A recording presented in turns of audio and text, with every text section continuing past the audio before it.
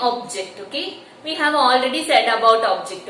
Variables are referred to as objects. Okay, that is the values, item or the elements that is to be stored in the memory are the variables. Okay, so the objects, okay, each and every objects in a program are uniquely identified. Okay, they have a unique ID. Okay, each and every object is having a unique ID. Okay, and this ID, that is unique identifier. Okay, identifier, these identifier remains same for its lifetime. Okay, as long as that variable or the value exists, these ID will be same for that. Okay, and this is mainly, okay, this ID is mainly a link to the memory address. This value is stored in a particular memory. Okay, memory address. There it will be having an address. Okay, where this value is stored. Okay, and this ID will be pointing.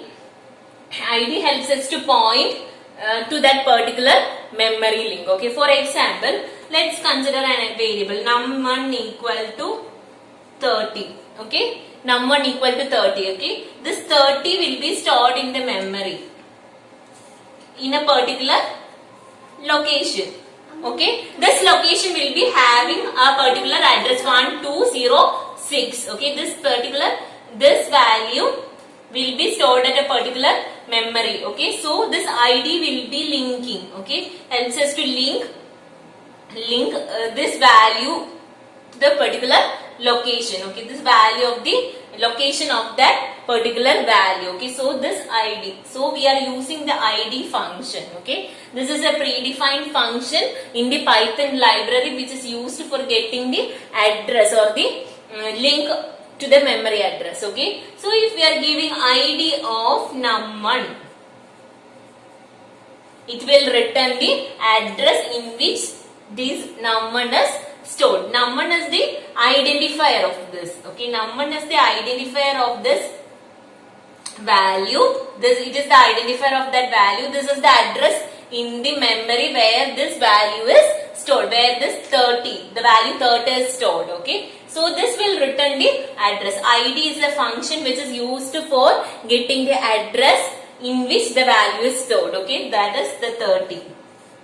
Okay, ID of 30 will be 1260. Okay, so if we are giving another variable num2 equal to 50 minus 20, then also this 50 minus 20 is 30, right? 30. And if we are giving ID of num2, it will also return the same memory location. Okay, that num2 will be also pointing to the same memory location. This num2 will be also pointing, that is, as the value of num2 is also 30. Num2 will be also value of num2 is also 30.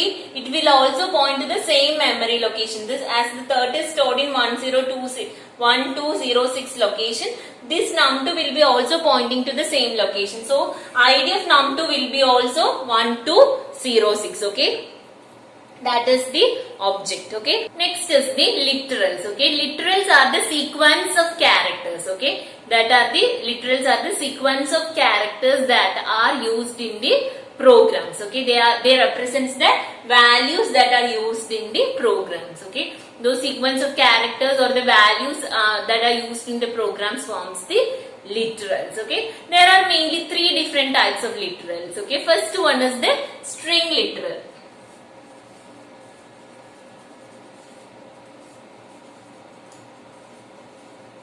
Okay, string literals are the characters, one or more characters that are enclosed within a single quote or a double quote or a triple quote forms the string literals. Okay, first classification is the string literals. Okay, the values that are written within a single quote, within a double quote or a triple quotes. Okay, within triple quotes forms the string values. Okay, when we are giving the name, we have to give a sequence of characters. Okay, so sequence of alphabets are used for giving values. Okay, so it can be 123. Okay, this is also all the characters. Okay, we can use any characters. Okay, either alphabets, capital letters, small letters, digits, or anything can be used. So they should be enclosed within a quotes. Okay, within either single quotes, double quote, or triple quote. So that they forms a string literals. Okay, so whenever we are giving the values, okay, as string literals, it should be in single quotes or in double quotes or in triple quotes. Okay. Second one is the Boolean literals.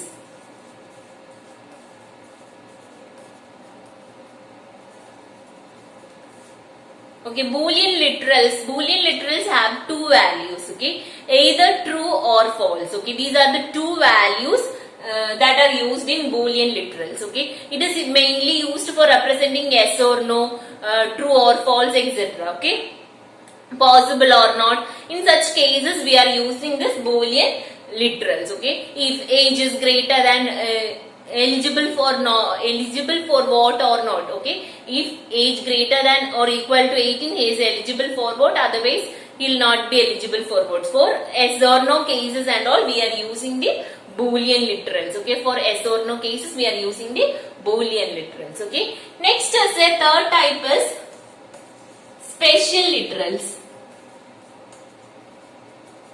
Okay, special literals. Okay, there is only one special literal in Python programming, that is the none. Okay, none is the only special literal in Python.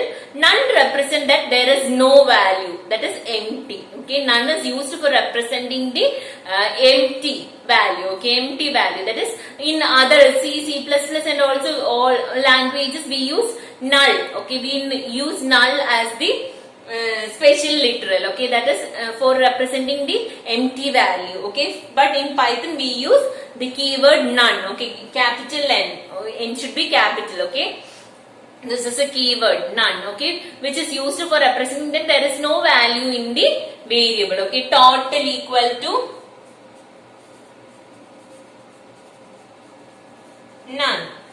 It represents that there is no value inside the variable total. We have not initialized any value. We have total is completely empty. Okay. Next, fourth one is the numeric literal.